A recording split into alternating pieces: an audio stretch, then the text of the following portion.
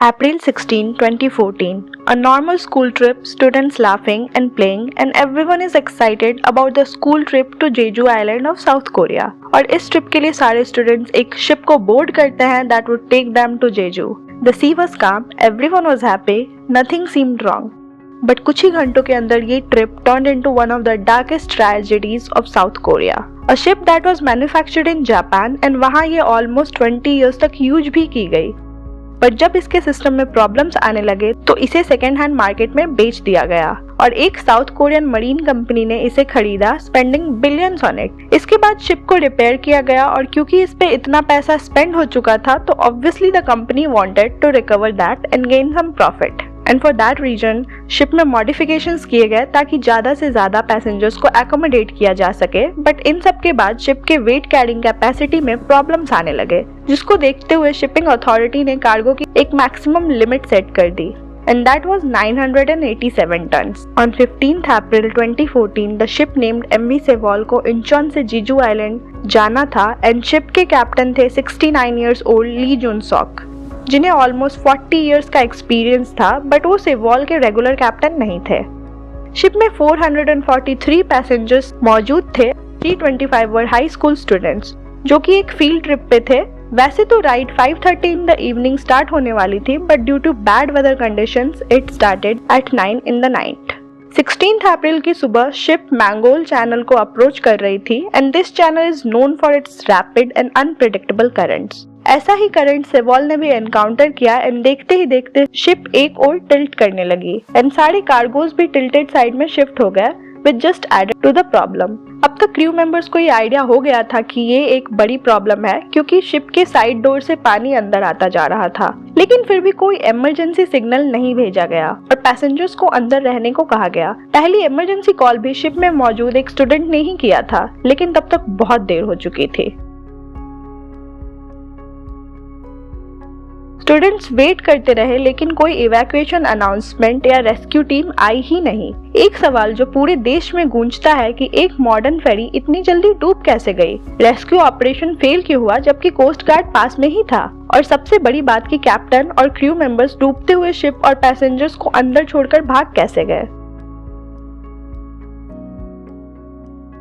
Investigations के बाद पता चलता है कि फेरी पे कार्गो ओवरलोडेड था. शिप में 2142 टन्स ऑफ कार्गो था, which was almost twice the maximum limit. In cargos को सिक्योर करके भी नहीं रखा गया था, जिसके कारण they started tilting to one side. फेरी में इलीगल मॉडिफिकेशंस भी की गई थी, जिसके कारण स्टेबिलिटी खराब हो चुकी थी और फेरी में प्रेजेंट क्रू भी इनएक्सपीरियंस और नेग्लिजेंट थी, जिन्होंने ऐसे सिचुएशन में इमरजेंसी कॉल या अनाउंसमेंट करना सही नहीं समझा. कोस्ट गार्ड के पास होने पर भी रेस्क्यू ऑपरेशन फेल कैसे हो सकता है. इमरजेंसी कॉल के बाद कोस्ट गार्ड ने एक पेट्रोल टीम तो भेजी, बट वो घंटों तक बस शिप के बाहर पेट्रोलिंग ही करती रही. जब ट्रैफिक स्टेशंस ने सेवॉल से कनेक्ट किया तो क्रू ने उन्हें सिचुएशन बताई. फिर आसपास की शिप्स को इन्फॉर्म किया गया टू ट्रेस सेवॉल. कंट्रोल रूम ने इंस्ट्रक्शंस दिए कि पैसेंजर्स को सेफ्टी इक्विपमेंट्स पहनने को एडवाइस किया जाए, but crew was negligent to that also. Ship को खाली करने की अनाउंसमेंट्स तो हुई, बट कितने लोगों तक ये अनाउंसमेंट्स पहुंची ही नहीं एंड दे केप्ट वेटिंग. आसपास के शिप्स ने लाइफ बोट्स भेजी टू इवैक्यूएट एंड हेलीकॉप्टर्स भी वहां पहुंचे to airlift the victims, but rescue के आते ही कैप्टन और क्रू मेंबर्स अपनी जान बचाकर पहले ही भागे instead of guiding the passengers. जहां एक और पैसेंजर्स क्रू की ऑर्डर का इंतजार कर रहे थे, वही क्रू अपनी जान बचाकर भागने में लगी हुई थी. कुछ घंटों तक ये रेस्क्यू वर्क चला, बट तब तक शिप पूरी तरह डूब चुकी थी. इनिशियली मीडिया रिपोर्टेड कि सभी लोगों को सेफली रेस्क्यू कर लिया है, but that was far from the truth. Out of 443 passengers, 304 were dead, and इनमें भी majorly high school students थे. After almost 3 months of search operations, 294 bodies identify हो चुकी थी and only 10 were left. And जिस student ने first emergency call की थी, he was also dead. This was one of the worst ferry accidents in the history, जिसने south Korea को हिला दिया एंड लोगों को गवर्नमेंट को क्वेश्चन करने पर मजबूर कर दिया. लोगों के अंदर गुस्सा था और लोग सड़कों पे थे. to protest and to get the culprits arrested. And the ship captain was arrested and उस पे negligence of duty and other charges लगे. According to law, जब ship का evacuation हो तब captain को on board रहना चाहिए, but this was disobeyed. कुछ crew members, chief engineer and company के executives and officials को भी punish किया गया, जबकि the chairman of the company went into hiding. And कुछ दिनों बाद उनकी dead body मिलती है, but the reason of death was unknown. इस एक्सीडेंट ने कई मासूम लोगों की जान ली, कई पेरेंट्स ने अपने बच्चों को भी खोया।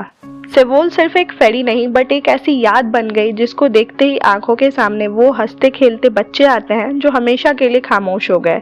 एक ऐसी स्कूल ट्रिप याद आती है जिसने कभी जेजू आइलैंड देखा ही नहीं। So that was it for today's video and अगर ये स्टोरी पसंद आई हो तो लाइक करें एंड अपने थॉट्स एंड फीडबैक्स कमेंट करें और ऐसी और भी स्टोरीज जानने के लिए सब्सक्राइब टू क्यूरियस पे। Thank you and see you guys in the next video.